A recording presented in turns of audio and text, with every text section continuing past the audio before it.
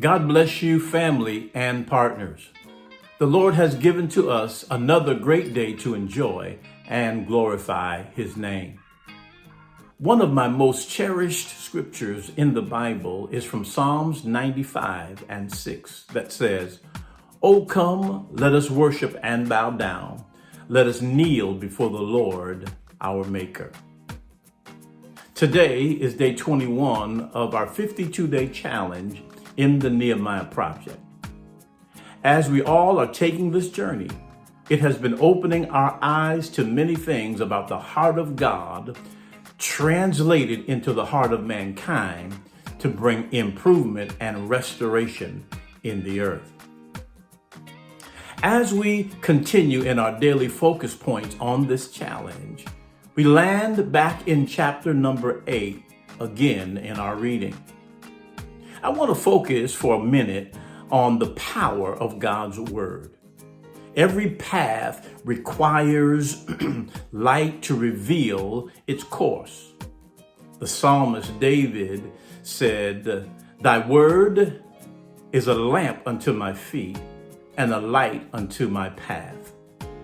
God told Joshua, "This book of the law shall not depart out of thy mouth, but thou shalt meditate therein day and night, that thou mayest observe to do according to all that is written therein. For then thou shalt make thy way prosperous, and then thou shalt have good success." Job said it like this, "I have esteemed the words of his mouth more than my necessary food."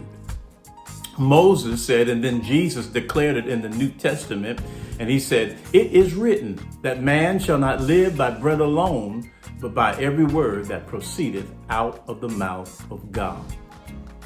So in chapter 8, Nehemiah calls for and brings forth the word of God, as would a preacher standing behind the podium on the stage and pulpit, if you will, along with the priest, to declare the word of God and to bring understanding of what God is speaking to his people.